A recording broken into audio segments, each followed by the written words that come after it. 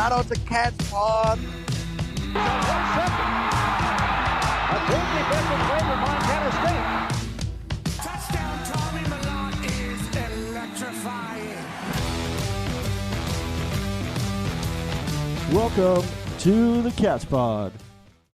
What's up, Podcats? Here we are, week 8 in the books, and things looked great for the Cats. How you feeling today, Eric? Oh, pretty good, man. Another big W. Another big W. Another big win. 8-0. What was it, Eric? 8-0 going into a bye week. What was this game for you? What was it? Stress-free. My favorite. It was pretty My stress-free, you know. Pretty stress-free. No Xanax needed. No anxiety. You know? Nope. Mm-mm. We talked on the Pick'em pod that we thought that 21.5 point spread was pretty juicy. Oh, yeah. Boy, did they hammer that spread, didn't they? Oh, yeah. They beat it by quite a bit. And if Portland State doesn't happen to score those 2 touchdowns at the end, this was really a 44-0 game.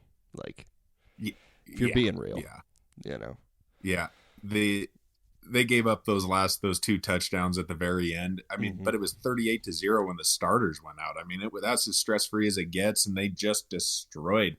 They have shown an ability to not care about anything other than running that score to a point that they feel comfortable and then get the guys out. Yeah, which we love to see, you know, keeping everybody healthy. We're really thinking about the future. It really seems like the mindset of the coaching staff is orientated around the playoffs, and they really are just like 1-0 every week, like they keep saying in press conferences.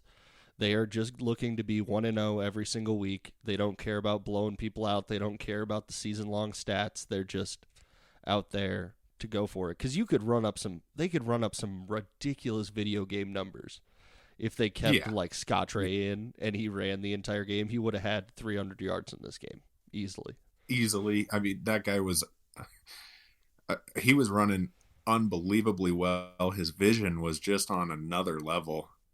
I mean, really the only concern coming out of this game is like I hope to God Ty McCullough's okay. Yeah. It definitely sucks to see him have to go out of the game like that. Yeah. That was not a good feeling when we saw that. Really hoping that's nothing too serious and that, you know, a good 2 weeks in a row here of healing time gets him back out on the field against Eastern Washington. Yep. The one thing to bring us back kind of to the beginning of the game, it did feel like kind of a slow start for the Cats. I mean, as slow as it could be. I believe, if I'm not wrong, we had 7 points at the end of the first quarter. Yes, you know? And a lot of that had to do with, so they scored pretty quick. I mean, really. Yep.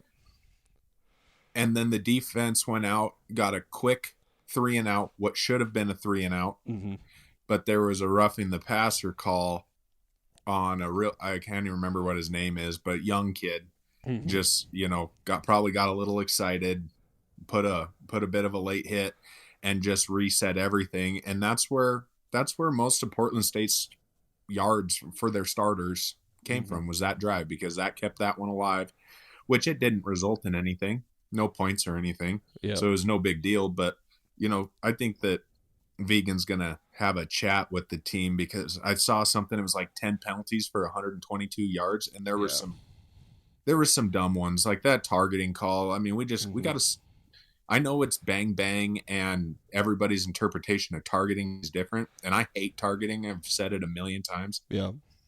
But we got to make sure that doesn't happen, because against a good team, losing a guy like, help me out here. I can't even think of it right now. Drew Polidor. Losing Drew Polidor to an ejection, that could hurt you terribly. Yeah. In a game against a real, you know, a somewhat real opponent. Yeah. As it gets tougher in the season, you're going to have that, you know. You're going to need those guys in the game the entire time. Yeah. You know, I think get the penalties cleaned up, and gosh, there's just nothing to complain about, really. Yeah. So the penalties were a little bit worrying, but at the same time, most of the time as I was watching that game, I just wanted that ref crew to just chill out a little bit. Because they were calling stuff that is technically a penalty, but it didn't have anything to do with the flow of the game.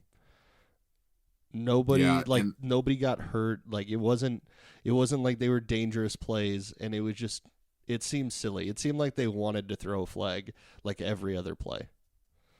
That's really true. I mean, they were pretty flag happy, and if we can clean the penalties up, this is a well-oiled machine. I mean, we got to see Miles Stanstead nail a 45-yard field goal. Yeah, he killed it. How many was it? He kicked 3 field goals and 5 extra points. Made everything. That feels really good. Yeah, really good. He's playing really well. I think he's figuring it out. And it all matters when like the pressure actually comes in. Like that changes kicking field goals a lot. But the way it's becoming automatic for him and he's getting the reps in right now in game makes me feel like when that pressure is on, he's going to be set up to be like, okay, I've done this before. This isn't a new thing. It's just raising it up a little bit. I've got a nickname idea for Miles Stanstead. Okay. Money Miles. Money Miles. Cash money. Cash money Miles. Okay. I'm not mad at it. He keeps playing like that. That nickname's going to stick. Oh yeah. If he's got to stay money, We could take this nickname away from you, Miles. I think there's one big thing about this game that I think we should address, and that this game was full of narratives from pessimistic fans, your typical Grizzly, everybody on social media, and everyone was calling this Montana State's trap game, quote unquote. Okay. They were calling it a trap game. Portland State, the narrative coming into this game was Portland State beat UC Davis. If they didn't beat them, but they should have beat them off a technicality, and they kind of shellacked Idaho State. They were saying this was our trap game, and Vegas had kind of agreed. I mean, they set the spread at 21.5, and it was kind of crickets up there for a while on the socials when the Cats were up 38-0. Yeah, not a lot of people talking. And I think that might have been because just everybody was focused so much on the Dakota Marker starting later on in the day. Like that was the big game this weekend. But just all of the chatter online, it almost makes me happy. It makes me happy in a way because Montana State is still considered the underdog. So we can still we still got a little bit of a chip on our shoulder. Ultimately, some of the chatter is correct because you still have to prove it in the playoffs and at the end of the season. Yeah, because we haven't seen it happen yet. The thing about it is, everyone can bring up strength of schedule, which our strength of schedule is starting to look better. I mean, Maine knocked off the number 5 team or 6 team. Number 5 team. They knocked off the number 5 team with a convincing win and have a winning record. So that win's looking a little bit better. I mean, Portland State they weren't a cakewalk or a cupcake. They were, a legit team that ran the number 7 team in the country. Yeah. And probably should have beat them. The problem with Portland State is that they are playing against the other team and they're playing against their own administrative department every single week because they set them up with one of the toughest schedules of all time.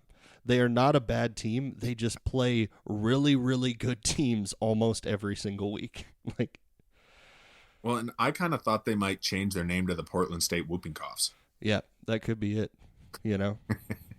That didn't count as a loss that week, at least. I was really hoping those filthy guys wouldn't give our players any sicknesses. Yeah, hopefully they're over it by now. It was a little bit ago, but you can't forget about the whooping cough. You can't forget about the germ cesspool that is Portland. Yeah. Which I need to mention again is not a state. Portland's not a state. No. It is in fact not a state. It is. A couple other things that we already kind of touched on Scott Ray Humphrey, but good grief. Yeah. Killer game. Have a day, Scott Ray. Yeah. He is like, I'm going to get my work in early and I'm going to be off early. Okay. He was like, it's Friday. I'm going to get all my work done before noon and I'm going to be off all afternoon. Yeah. I mean, it was crazy. They couldn't touch him. And I mean, he was shedding tacklers like they were mosquitoes. Oh yeah. I mean, just brush it off and keep on going. I mean, the offensive line we're beating kind of beating the drum on those guys. It's like they just continue. They're just consistent. Go and go. Yeah. They open up holes that I could drive a dump truck through. I'm telling you, I think I could have we'll say I would have 35 yards and a touchdown. I think if I got to current condition, if I got to run behind the Montana State offensive line. Yeah. I might need 10 rushes. I might get 2 yards per rush, but 2 or 3 yards per rush, but I would get there. There was also that Latin Henley got in there early. He got a few opportunities, and that kid's a shifty little bugger. He looks like he's got the physique of a run or a wide receiver. Not to say that he needs to switch positions, but he runs really well. He seems quick. He's got good footwork.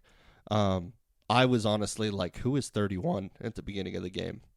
And he let us know. He let us know who he is. The other thing that I love, aside from the players doing what they do, but Gregorick was on another level with his commentary. Let's go, Ty. Who's way better than Marty Morningwood? Who's the greatest? Ty Gregorick. I mean, the first one that just killed me was Neil Daly makes a really nice play. I can't even remember exactly what it was.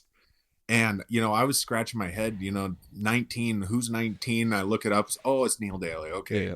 Well, makes sense. Gregorick goes, that tall drink of water from Billings, Montana. That's our dude. That's our dude right there. That was the first one that got me. And the second one was when Taco called for that fair catch and that dude mucked him out. Yeah. That I think he was a tight end, was over on the sidelines getting ripped a new one by our old pal Robbie Hauk, and Gregorick goes, "Oh yeah, here's a look of our old friend Robbie Hauk. Glad to see he's just doing an incredible job with the special teams." That one had me going too. Oh, how many tackles do you think Robbie Hauk had in this game? I mean, if his mom was doing the stat card, a lot. He had 5 or 6 tackles in this game from the sideline, I think. Solo. Who knows about assist? Yeah. Not even thinking about assisted right now. Yeah. It was really Tommy was on point. Yep. Tommy looks phenomenal. Tommy's playing super smart football. Oh yeah. Anybody who is even remotely listed as a pass catcher of any kind, I'm not even going to label them a wide receiver, tight end, running back. Yep. They were unbelievable. Taco looked phenomenal. Oh yeah. I mean, he had a couple returns called back by penalty. Yeah. This team is firing on all cylinders right now. It's how many. You talk about how many wide receivers get a catch during a game. On this team, you talk about how many different tight ends got a catch throughout the game. Yeah. Because I think there was 4, if not 5. Yeah. I mean, and Lonergan had a touchdown called back, touchdown catch called back. So, it was, one. I mean,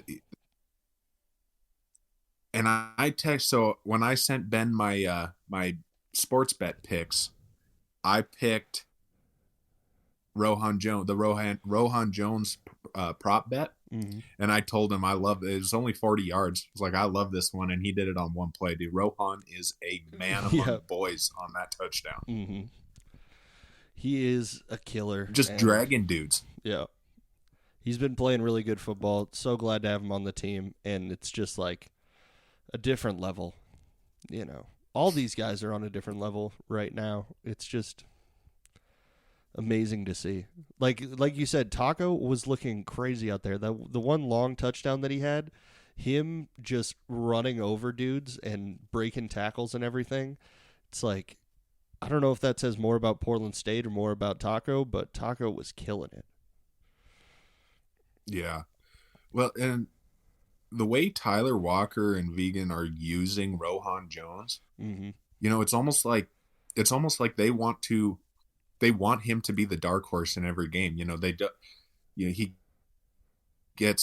he doesn't get a ton of looks in the passing game until close to halftime, and all of a sudden he's taking a 40-yard pass to the house. Yeah. That seems to be the narrative every week. And he's fully fresh. It's like they want him to be you know, be somewhat forgotten about by the defense until he comes in and sticks a knife right in their back. Yeah. He is the definition of an X factor in all of the best ways. He's just one of those dudes that you have to keep an eye out for, and you never know when he's going to come in, and then all of a sudden he's in, boom. It seems like they're designed plays for him because he seems so wide open on everything when they do go to him. And then the ball's in his hands, and all of a sudden he's down the field, usually into the end zone. Like, how do you do it? Yeah. I mean, this offense is a well-oiled machine right now. Oh, yeah. And barring any injuries to the Don Joy Mafia and the rest of those guys on offense, I don't see how you can contain it. I mean, you might be able to, you know, a really good team might be able to slow them down for a little bit, but they have somebody everywhere on offense that is just going to grind the souls out of the defense. Eventually, it's going to happen. And rushing versus receiving, this was the most balanced game that we've seen the entire season, if I'm not misremembering a game. But no, you're right. The ball traveled through the air just about as much as it did on the ground. Yeah, yeah. 284 passing and 323 rushing, which is pretty darn balanced. Yeah. They're a one-trick pony, though. You know, all the Cats can do is run. We all know that. Everybody tells us on a weekly basis. I feel like Chance Wilson deserves a little shout-out. Oh, yeah. Chance Wilson deserves a little shout-out here. That he made a throw, an off-balance, beautiful throw. Yep. That looked almost impossible for him to hit his mark, and he did. I was pretty impressed by that. And then he threw another one off his back foot into double coverage that was in the only spot that the wide receiver would have a chance for it. They didn't come down with it. I can't remember who it was exactly, but it was kind of a dime. And Gregorak was like, you probably shouldn't have thrown it there. And I was like, you probably shouldn't have. But at the same time, he did put it in the one exact spot where the ball was catchable. Yeah. You know, that's kind of what I like about Chance Wilson is that he does kind of just sling it. Like, he's going to have to learn to control himself because if he gets more reps, I mean, he only passed the ball 8 times. He was 4 for 8, 50%. But when he gets more reps, he's going to have to watch out for those interceptions because you can't take those chances like that, especially when you're going against starters. So it's something definitely for him to work on. Yeah. Yeah, and I think this is so valuable for him to grow and learn. He has had playing time in a lot of games this year, and real reps is hard to beat. You get some real world knowledge when you're doing that every week. It's definitely good for him to get in there. And I think it's a lot easier to teach a quarterback to reel it in than it is to teach them how to make those crazy passes out there. You know? Right, yeah. So if you can start from a place where you're making those insane throws to different people and they're kind of risky, and then you learn to reel it in, I think that's what makes great quarterbacks. Yeah. I feel like we should give the defense a pretty big shout out too. Oh yeah. Definitely. To overcome the injuries that they have sustained on that starting defense and play the way they did in this game is unbelievably impressive. Yep. it starts up front with those big guys up there, and they made life holy hell for Dante Chachere. Yeah. I don't know Believe if it or any not. team has contained him that much. I mean, he's coming off the FCS Player of the Week, not Big Sky, FCS Player of the Week. Mm-hmm. And he looked terrible. He did not look good. The Cats make great players look bad. Their defense, that is what they do right now. The defensive line was making him have to throw the ball before he was totally ready. I mean, there was a few times where, he completed a few passes, but for the most part, he was airmailing passes over the top of guys' heads. He threw a pick to Miles Jackson. I mean, Brody and Kenny Iden were all over him all game. Oh, yeah. Neil Daly looked phenomenal out there in his first start. Yep. Mikado Riley was all over. The secondary played really well. I mean, yep. To overcome the injuries like they have is awfully impressive. Mm-hmm. I mean, he went from 400 yards last week to 68 yards combined rushing and passing this week. Yeah, I mean, that is a ridiculous change. Yeah, that is putting somebody in a box and not letting them go anywhere. Which, with this team, it's kind of, it's a little bit easier just because there's not a ton of talent surrounding Dante Chachere, so you can really just put your entire game plan into stopping him. And if other teams do that, they're going to be very successful against Portland State. And it'll be interesting to see how Dante bounces back from this and if he continues to have the great season he was having before this game, because I don't think anybody else has done this to him. Not on this level. I mean, holding a player like him, I mean, you think back to, he was on that team last year. Mm-hmm. He had quite a few yards last year. Yeah. I mean, looked decent last year. Yep. And this defense, they figured out a way to turn him into me as the quarterback, essentially. Yeah.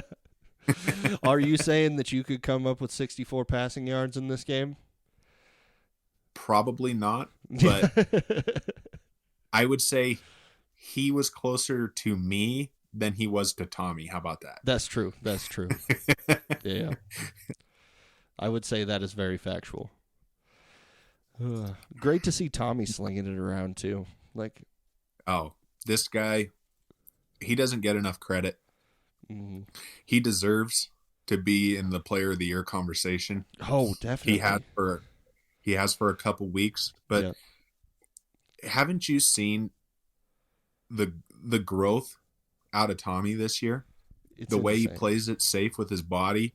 Yep. He takes care of the football. I mean, aside from the New Mexico game, which those were kind of garbage anyway, but he has not thrown an interception. He has not done anything with the football that isn't exactly what he's supposed to do with the football. I mean, he makes great decisions. He makes big plays. No complaint. Yeah. Yeah. And if you stack up his stats against Cam Miller, who I believe is the leader for Player of the Year, right? Yeah. Most people would say he's the leader. His stats stack up directly with Tommy's. It is pretty darn even. And I would love to see it after this game because I think they probably got a whole lot closer than they were. I think Tommy was 300 passing yards behind Cam Miller, but his rushing yards were more, obviously. Yeah. Yeah. Should we get into the Dakota Marker? Yeah, we might as well. I can't think of anything else we need to bring up from Montana State, Portland State. Trying to think about it. No, I think we hit on everything. Yeah, I mean, bottom line is the Cats did exactly what they were supposed to and more, and left. There was absolutely no doubt. Yep. In my mind, these guys are primed. Oh yeah, they're unbelievably talented. They are definitely ready to go, and they are ready for the season. They're really, really ready to get into the meat of this season. Yeah. It was an impressive win. Let's put it that way. Mm-hmm. The Dakota Marker. It was quite the defensive slugfest. Oh, yeah.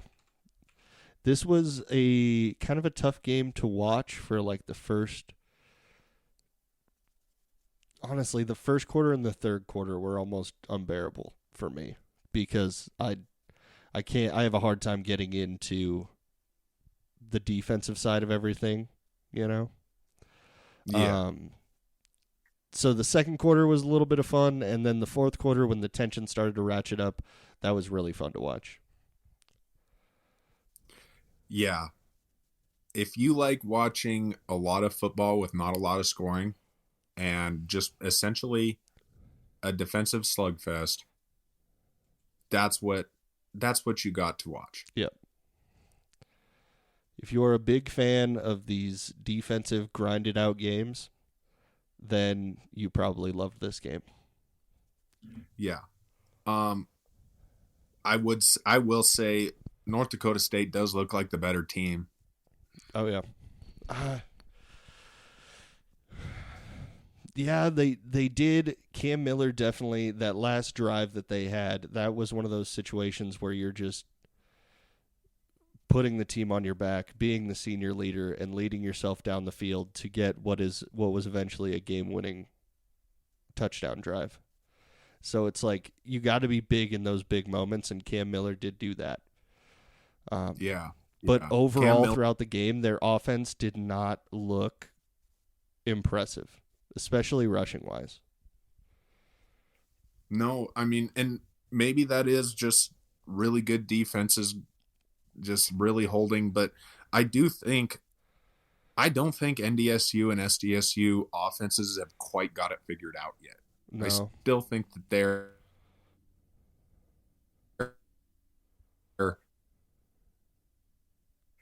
I mean, we've seen really good North Dakota State teams play really good defenses and still ways to score on more than 2 drives in an entire game.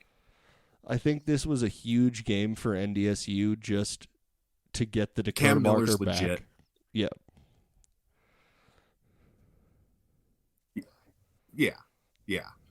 Yeah. And NDSU did enough to get the dub. Mm-hmm. They ended up pulling it out late in the game, but overall just not impressive. The rushing for SDSU is a little bit better than it was for North Dakota State, but it's tough because we're looking at these huge numbers every week for the Bobcats. It's usually over 500 yards combined in most of these situations. That Chase Mason had 80 yards, and one of them was a 66-yard touchdown run. Yeah.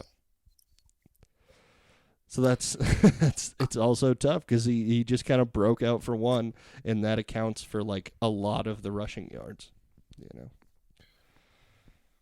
Watching North Dakota State block that PAT gave me some horrific flashbacks, though. Oh yeah, I was in the same place. I really thought that they were going to take that back for the score. What'd you think about? I'm so glad they did. Yeah, what'd you think about the emotions in this game? It felt really chippy. I mean, it was chippy. I mean, there was a fight. Mm-hmm. Gronowski got unsportsmanlike. One of the North Dakota State guys got unsportsmanlike. Mm-hmm. I mean, I think that's something you kind of expect from a game like this. I mean, this is 2 high-octane teams that really, really, really wanted it. Yep. Rivalry game. You kind of expect some chippiness. I don't know. I didn't really have a problem with any of it. Yep. There was nothing too egregious. Yep. The only person I really felt bad for was Chase Mason in that situation. Because he's just standing in the end zone, having his moment, doing his little dance, and then he looks over and he's like, you could see the realization on his face, like, where is my team? Where is everybody at? And then he looks over and he's like, oh, okay, I see where I rank right now, you know. I see how much I matter on this team, you know. Yeah, I felt kind of bad for him on that one because none of his team even celebrated with him. They were more concerned with protecting their quarterback from getting eaten alive by some big linebackers. And Gronowski goes out there and then tries to block somebody and gets blown up because that's what's going to happen in that situation. And then they get mad because he got blown up. I was like, you started the fight. You can't get mad when you're the person who initiates the fight. Like, yeah. Why'd you touch me, dude? I was like, because you hit me. Like, or you tried to. Yeah. No, I'm just going to throw this out there. And, the Montana State, after this Dakota Marker game, everybody is just, they're looking past us. They don't even care. And Bobcats are fraud. Let's stay under the radar. Yep. I didn't see anything in that game that said that what I've seen from these Bobcats would make me quake in my shoes. No. I didn't see anything that scared me from these two teams. They're big games no matter how you slice them. Mm-hmm. But if the Bobcats win out and we can hold on, because you got to remember NDSU and SDSU both play USD this year still. USD is a good football team. There's a chance for both of these teams to take another loss potentially. Mm-hmm. If MSU just takes care of business, we're going into this game 0-0 every week. Mm-hmm. I do think that there's a realistic chance that we could get it in and host one of these schools in Bozeman. And if that's the case, watch out. Keep watching out. The biggest thing I feel like for these fan bases from the Dakotas is I don't think they've fully realized how much the gap has shrank over the last year, just this season. The gap between Montana State, and I'm not going to talk about the full Big Sky because there's been so much inconsistency of play in the Big Sky, and it is hard to talk about them being as competitive as the Missouri Valley right now just because of the inconsistency 2 through 10 or whatever it is. But you look at last season, and there's a lot of contributing factors here, but at the beginning of the season, we are a toe away from beating South Dakota State. Now, you can talk about early season versus the end of the season, what the quality of these teams are, but that all kind of thrown out a little bit. Montana State played right with one of the best teams in the country. And they were not in their full form. Yeah. They were not the same as this season. Defensively, the team has grown a ton, and offensively, the team has grown a ton. And they are not the same team as did play against SDSU last year. Then you look at the end of the season. We play against North Dakota State, and we put up a lot of points on that defense. That's essentially the same defense as they have this year, if I'm not incorrect. Yeah. Oh, yeah. Yeah. Yeah. I love feeling like an underdog. I love that everybody just looks right past the Cats. Mm-hmm. Keep doing it. Keep underestimating them. Keep saying, oh, Portland State's a trap game. Oh, Eastern Washington's a trap game. That's fine. Mm-hmm. That's fine. It's going to make it sweeter when we come out and make sure you know that you're wrong. Yeah. And we're not stepping in traps. These guys are going. They do their talking with what they leave out on the field. The Bobcats do. And I had a great time watching the Dakota Marker. There's 2 really good teams, but there is nothing that terrifies me about this. No. It wasn't like I was sitting there watching those games. I'm not going to lie, I was more scared watching the footage of Idaho beating Wyoming. Because Idaho looked really, really good in that game against Wyoming. I was a little bit scared during that game. I was like, this is going to be a bigger game than I thought it was. This team has grown a lot. I was not getting any of those feelings from the Dakota Marker game. No. I mean, to me, South Dakota State is showing that they miss what they lost last. They lost 3 extremely talented players on offense. Mm-hmm. A fair amount of linemen. I mean, they lost a lot, and they're still a really good team, but there's some growing pains there, I think. Mm-hmm. In North Dakota State, they've had a bit of the injury bug. They are a good team. Cam Miller's fantastic. They have really good wide receivers. But if you can contain Cam Miller a little bit,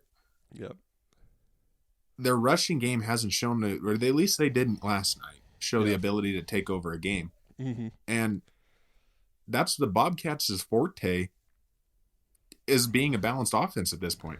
Yeah. They can throw the ball. They can rush the ball. They have the best rushing attack that I've seen. Yeah.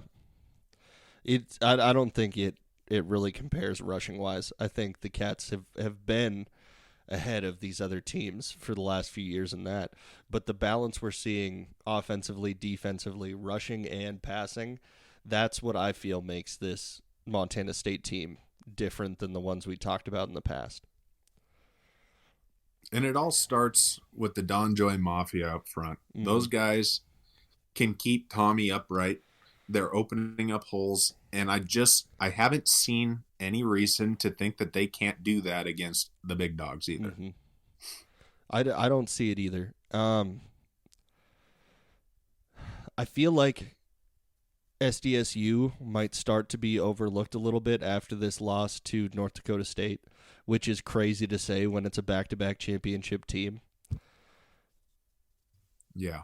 But they might end up with some seeding problems going into the end of the season. They might have to play an extra game if they do end up losing another one, but they are still going to be the most dangerous team in the country when the playoffs come around. Nothing beats playoff experience. Yeah. Been there, done that. Mm-hmm. And they know how to win. I think for me specifically, mm-hmm. South Dakota State, what it all comes down to is how people rank the teams after this week. Yeah. Was the Cats' victory more impressive than South Dakota State's loss? Mm-hmm. Can you put a 2-loss school in front of an undefeated Montana State?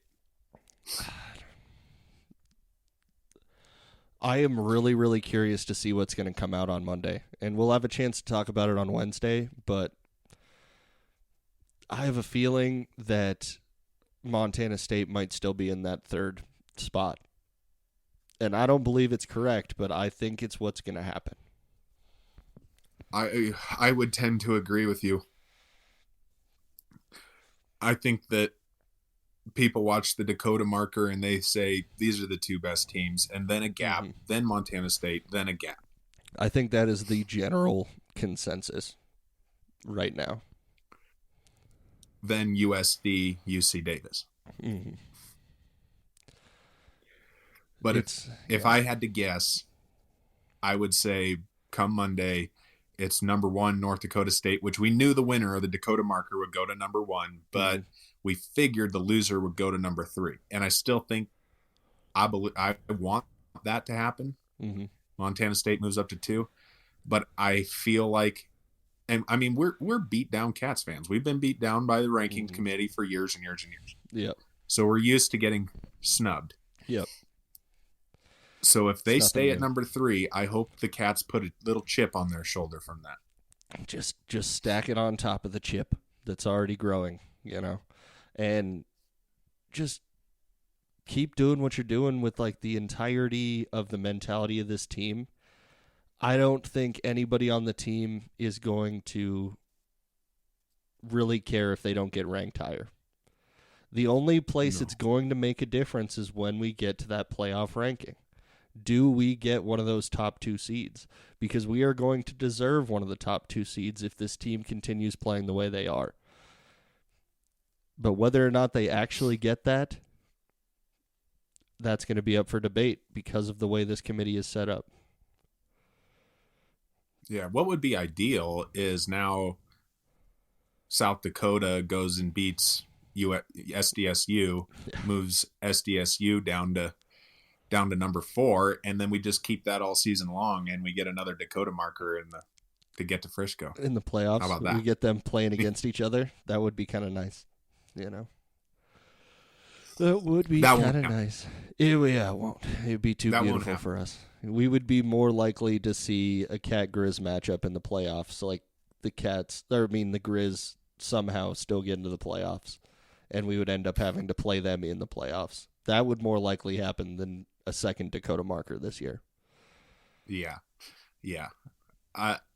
Either way, I didn't see anything yesterday that scared me too much as a Cap fan. Be a tough game, absolutely no doubt. But I'm absolutely not going to say not a winnable game. No. Very tough, gritty, but winnable. Very close. Honestly, one of the kind of games I love to watch. I know I do like a little bit of a stress-free win, but I just like to see strength on strength, two really good teams going at it, and that's what we saw out of the Dakota Marker, and that's what I'm looking forward to seeing in the playoffs. Yep. Now we get a bye week. We get everybody rested up. Mm-hmm. Get Julius and Justice back possibly. Yep. Boy, things are looking good if you're a Bobcat. Yeah. Real good. It's a great year to be a Bobcat. Great day to be a Bobcat. All of the above. Yep. And before I forget, Ben owes Miles Jackson a shotgun. I don't know. I think you're going to have to take this one, brother. I mean, we made a 1-week deal, and now it's turning into like a month-long deal. I don't know if this. I don't think this is standing up. It was not season long when we first. I'll find the tapes. I know it was not season long when we first made this bet. So I feel like, Miles, go ahead and jump on there. No, there was no. There was no bet. You said you would do a shotgun for turnovers. Well, there was a turnover. Yes, when at the one game for the Gold Rush game, and now I did one, and now our entire feed is just me drinking beers, which I feel like is not the best look. But if I had some help, if you were along there on the page with me shotgunning a beer, I think it'd be a little bit different. I think that's what the fans really want to see. You got to do it for the bit, brother. The bid is taking over, and I don't know if I can handle it. Yeah. But it's getting there. Looking forward to a bye week. All right, bye week coming up. We will have some content for you guys on Wednesday. Was there anything else you wanted to talk about before we let everybody go? I don't think so. I'm good. Think we covered it all. So, episode coming on Wednesday. We will see if we've got a little bit something special coming for you next weekend. We've got some things in the work, so hopefully you will be getting a nice bye-week episode coming up here. Make sure you rate us 5 stars wherever you are listening to this at. Go ahead and follow us on X and Instagram at CatsPod. Thanks, everybody, for listening. We may have some new merch stuff coming down the road. I've been looking into some different providers and stuff, get us some better quality shirts, hoodies, everything like that. So we may be coming out with some new lines before the end of the season. We'll see how it goes. Other than that, have a great week, everybody. We'll see you on Wednesday. Adios.